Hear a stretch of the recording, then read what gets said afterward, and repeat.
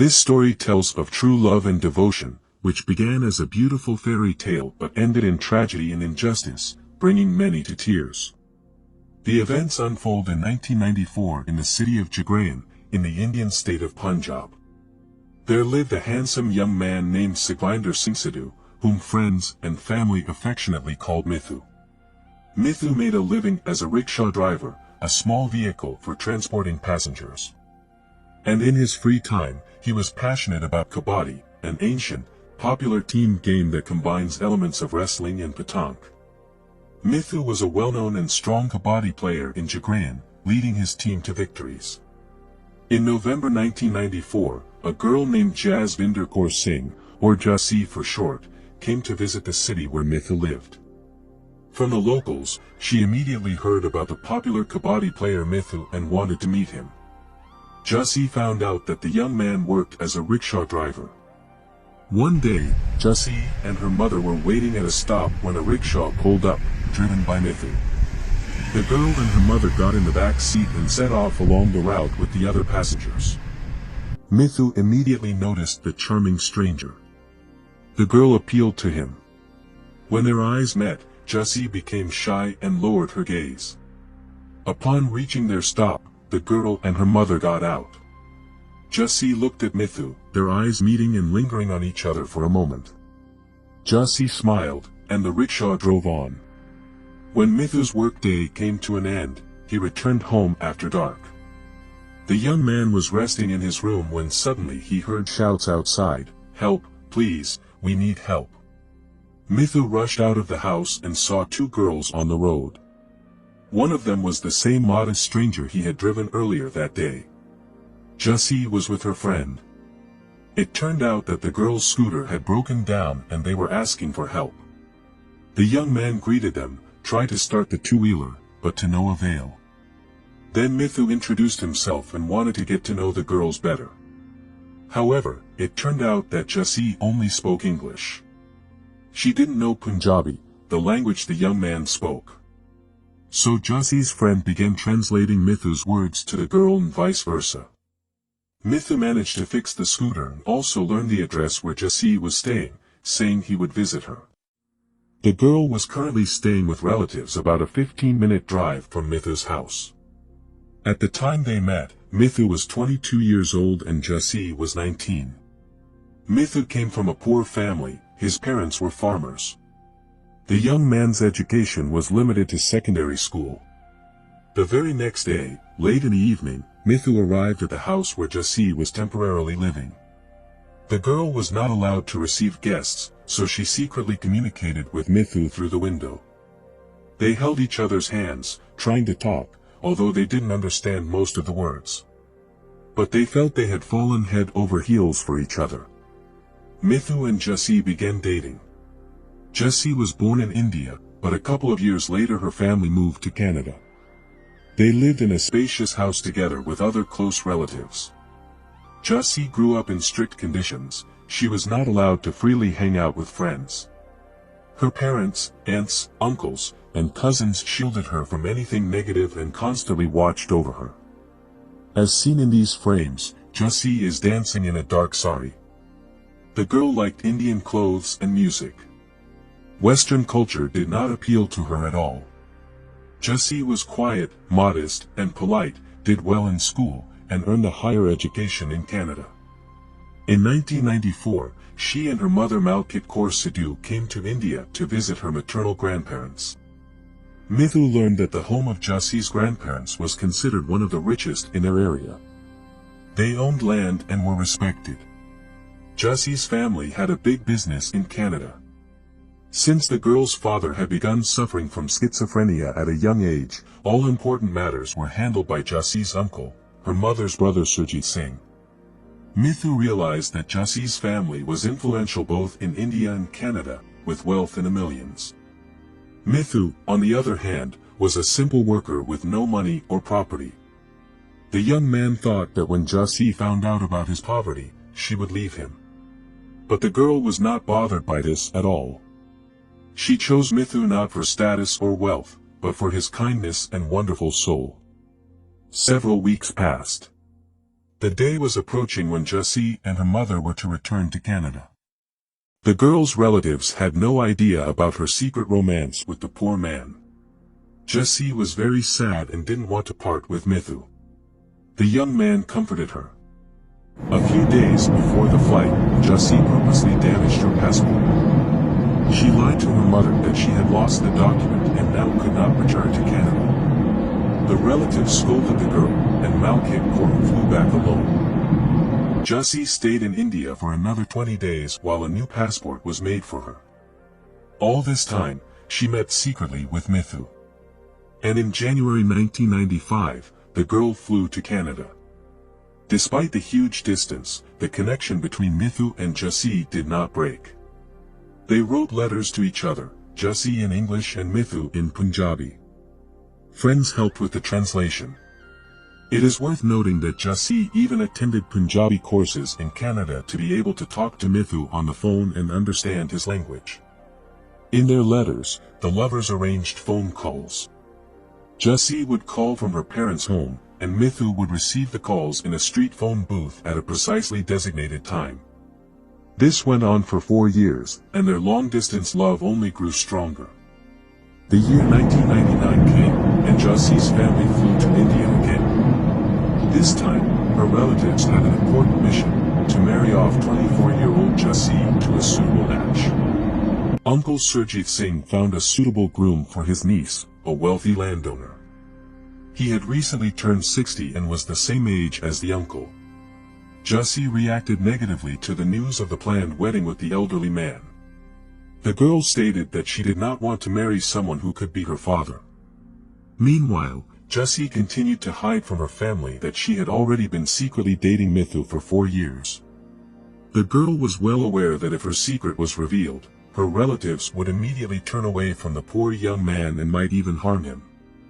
But one day, Jassi still dared to confide in her aunt, with whom she sometimes shared her innermost thoughts. She told her about the romance. "If I don't marry Mithu, I will die without him," Jassi confessed to her aunt. Mithu, Jassi, and her aunt discussed the situation and decided that the lovers should get married. They hoped that after the wedding, Jassi's relatives would have no choice but to accept Mithu. On March 15, 1999, Mithu and Jassi went to the Gurdwara and secretly got married. After the ceremony, Jassi returned home, and none of her family suspected anything. At the same time, Jassi's engagement to the older man chosen by her uncle was constantly being postponed and eventually cancelled altogether. Jassi stayed in India for 2 months, during which she continued to secretly see Mithu. When it was time to return to Canada, the girl promised her husband that she would come back soon. The couple did not stop communicating by phone, as by that time there was already a telephone line in Mithu's house. Several months passed. At the beginning of 2000, Jassi's Indian relatives found out about her secret wedding and immediately informed the girl's parents. Jassi's mother and uncle reacted extremely negatively to this news. They demanded that the girl immediately break off her relationship with the poor man. Jassi was locked in the house, forbidden to leave her room and use the phone. A few days later, Malkit Kaur's mood suddenly changed. She approached her daughter and said, "Jassi, what's done is done. We as a family have decided to accept your relationship. We will arrange a lavish wedding for you in India, and then we will help Mithu move to Canada." This news greatly pleased the girl. A few days later, her mother handed Jassi a stack of documents and asked her to sign them. "This is necessary to bring Mithu to Canada," her mother explained. Jassi looked through several pages. The text indeed concerned her husband. Among the papers, there were also some blank forms. Not attaching any importance to this, the girl signed each sheet. Later, on one of these blank sheets, Jassi's relatives printed the following. "I, Jasvinder Kaur Sidhu, declare that Sukhvinder Singh Sidhu, also known as Mithu, abducted me, attacked me, and at gunpoint forced me to marry him. As soon as I had the chance, I fled from him to Canada, to my family." Jassi's relatives sent this piece of paper to the police in the state of Punjab, India. Based on this statement, Mithu was arrested and accused of kidnapping the girl, forcing her into marriage, and illegally possessing weapons. The young man was kept behind bars for several months. During this time, Jassi, who was in Canada, continued to write letters to her husband in India but received no reply. Mithu also did not answer phone calls. From a friend, Jassi learned that her beloved had ended up in prison. The girl immediately realized that her relatives were to blame, who had tricked her into signing the documents, which caused serious problems for Mithu and his loved ones. 2 of his relatives and 2 friends were also jailed. Jassi managed to call Mithu. He was angry at his wife, not understanding how she could have done this to him. Jassi said that her own mother and uncle had deceived her, and now they were keeping her locked up and not allowing her to go outside. Soon, with the help of the Canadian police, Jassi was able to escape to India. It is believed that she was assisted by her father, who suffered from schizophrenia, and her own brother. The girl immediately turned to the police in the state of Punjab with a request to release Mithu, his relatives, and friends. Jassi stated that they were not guilty of anything since she had married out of great love. Mithu and his loved ones were released. The couple was reunited. Jassi remained in India, promising her husband never to return to Canada again. The young couple began to hide, living in constant fear. In June 2000, Mithu brought Jassi to his uncle's house. And just a couple of days later, on June 7th, they received a call from Vancouver, Canada. Mithu's uncle answered the phone. On the other end of the line, he heard a woman's voice. It was Malkit Kaur. She asked to call Jassi to the phone. The girl warily approached the device and heard her mother's voice. "Daughter, what have you done?" "Well, it doesn't matter now, it's no longer important. Everything that happened is in the past, we will arrange a grand wedding for you," I explained everything to everyone. "Don't worry, Jassi, don't be anxious about anything." After talking to her mother, Jassi beamed with happiness. A few hours later, the phone rang again. It was Malkit Kaur, but this time she wanted to talk to Mithu. The woman spoke sternly and seriously. "Mithu, you did the wrong thing. You don't even realize what you've done. You will have to pay dearly for this." Then Jassi's uncle Surjit Singh grabbed the phone and said loudly, "You don't even understand what family you've gotten involved with. Your actions will haunt you, even your descendants will remember what you did and who you messed with. Have you forgotten who you are? Have you forgotten your place?" Mithu silently hung up the phone. He did not tell his wife about this unpleasant conversation from Canada. The man began to worry, realizing that he and Jassi would never be left alone. The couple planned to celebrate their reunion on June 12th.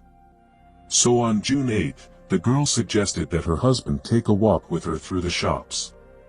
At first, Mithu refused, believing it was dangerous to leave the house. Jassi became sad. After thinking a bit, Mithu decided that he could quickly take his wife to the store after all. After lunch, the young couple got on the scooter and headed to the local market to buy an outfit for Jassi. Jassi chose a beautiful dress and paid for the purchase. Then the young couple had coffee, got on the scooter, and headed home. The journey was long, and the vehicle broke down 4 times along the way. The couple even had to ask a mechanic for help. It was getting dark, but Mithu and Jassi were in no hurry to return home. Mithu's parents began to worry. Late in the evening on June 8th, they were informed that their son was in the hospital in serious condition. As for Jassi, she could not be found anywhere. When the parents rushed to the hospital, Mithu was unconscious. A couple of hours later, he came to. The man had a serious head injury. As soon as Mithu's condition stabilized, he was able to tell the police in detail what had happened to him and Jassi after their trip to the market. According to Mithu, on the way home, he noticed that 2 unknown men on a scooter were following them, but after a while, the pursuers fell behind. When the couple had almost reached home, they saw a car ahead, from which 6 men got out and blocked the road. Mithu and Jassi stopped, not understanding what was going on. Suddenly, the strangers took out sticks and began beating the young couple. Mithu fought back, trying to protect his wife, but he was also hit on the head from behind. The man lost consciousness and fell to the ground. The attackers, deciding that Mithu was dead, dragged him to the nearest ditch and threw him down. And where Jassi had disappeared to, no one knew. Fortunately, a couple of hours later, workers passing by the ditch noticed Mithu and took him to the hospital. The police of Punjab launched an active search for the missing girl. The very next day, on June 9th, Jassi was found not far from the place where the bandits had left Mithu. Jassi was dead. Law enforcement officers counted dozens of deep wounds on her body. And a fatal knife wound was inflicted right on the neck. Having discovered Jassi's body, the police contacted her relatives in Canada and sent them a photo of the deceased for identification. However, neither Malkit Kaur nor Surjit Singh confirmed that the murdered girl was their Jassi. The girl was identified by Mithu, his parents, and friends. It is noteworthy that neither the mother or the uncle of the deceased flew to India, did not take the body, did not bury Jassi, and did not explain their inaction in any way. The Punjab police immediately began investigating this high-profile case. During the search, the officers quickly managed to detain the notorious criminal Anil Kumar. During the interrogation, Anil Kumar immediately confessed to everything. He said that a few days before the crime, Police Inspector Jaginder Singh approached him and ordered the murder of Mithu. Anil Kumar and Jaginder Singh were arrested. The latter admitted during interrogation that Darshan Singh, the uncle of the deceased Jassi, who lived in Punjab, was to blame for everything. Darshan Singh promised a generous reward, 3 lakhs, about $4,000. But why, if the order only concerned Mithu, did the bandits get rid of Jassi as well? As Anil Kumar reported, after he and his 5 accomplices beat up Mithu, they decided that he was dead. The criminals threw the young man into a ditch, and Jassi, who was already unconscious at that moment, was put into a car and taken to an empty farmhouse. When Jassi came to her senses, she began asking about Mithu. The bandits told her that he was dead. After that, Anil called Malkit Kaur and handed the phone to Jassi. Her mother ordered her daughter to return to Canada immediately. Jassi understood everything. Enraged, she shouted into the phone. "Mom, what have you done? Mom, you betrayed me. I will tell everyone the truth about what you did. What a disgusting mother you are." Anil snatched the phone from Jassi and began talking to Malkit Kaur himself. The woman asked him to wait a bit. She spoke with her brother Surjit Singh for a few minutes, and then passed the information on to Anil. On the instructions of the mother and uncle, the bandits began threatening Jassi, demanding that she testify against Mithu and return to Canada. But the girl continued to resist. Then Anil called Malkit Kaur again and reported that Jassi refused to listen to them and obey. The mother gave her consent for Jassi to be killed right now. And Uncle Surjit Singh promised the criminals another 3 lakhs. After the confessions of Anil Kumar and Jaginder Singh, the police detained 11 more people, including Jassi's uncle Darshan Singh. Malkit Kaur and Surjit Singh, who were in Canada at the time, also became the main suspects. The trial in the case of Jassi's murder and the attack on Mithu began both in India and Canada. It was believed that it was Malkit Kaur and Surjit Singh who instructed Darshan Singh to get rid of Mithu. Darshan Singh turned to Police Inspector Jaginder Singh, who then gave the corresponding order to Anil Kumar and his gang. After a lengthy trial, in October 2005, 11 out of 13 people were found guilty. However, many were later released on bail. In India, real prison sentences were given to Anil Kumar, police officer Jaginder Singh, and Jassi's uncle Darshan Singh. Now regarding Mithu. After the man recovered and was discharged from the hospital, 7 criminal cases were immediately initiated against him. Mithu was accused of illegal possession of weapons and trade in prohibited substances. In addition, a woman appeared who claimed that Mithu had forced her into intimacy. In total, the man spent 4 years behind bars before he was able to prove his innocence. Mithu admitted that he repeatedly received threats from the family of the deceased Jassi. The girl's parents demanded that he renounce his testimony. It is also known that Jassi's relatives offered Mithu a considerable amount of money and a large plot of land. But he did not succumb to persuasion, bribery, or intimidation. After Jassi's death, her mother Malkit Kaur and uncle Surjit Singh continued to live in Canada, remaining suspects. The Punjab police filed a request for their extradition to India. Only in 2012 were the mother and uncle found guilty. At that time, it was known that Malkit Kaur worked at a waste processing plant, and Surjit Singh was a temple servant. 2 years later, in September 2014, their extradition to India was finally agreed upon. However, the suspects filed an appeal, and the trial was delayed again. And only in January 2019 did police from Punjab fly to Canada to arrest Malkit Kaur and Surjit Singh and bring them to India. Jassi's mother and uncle spent only 4 days behind bars in Punjab, after which they were released on bail. Now, 24 years have passed since the crime, and the case is still being considered in court. Anil Kumar and police officer Jaginder Singh continue to serve their sentences in prison. Jassi's uncle Darshan Singh, after spending 15 years in prison, was eventually able to prove his innocence.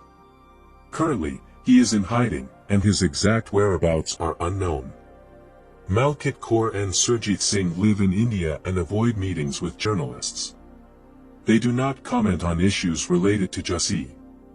Mithu says that he has a difficult fate. He never married again. After Jassi's death, the man has dedicated and continues to dedicate his whole life to the fight for justice. I look forward to hearing your thoughts in the comments. Don't forget to subscribe to the channel and hit the like button. Until next time, friends.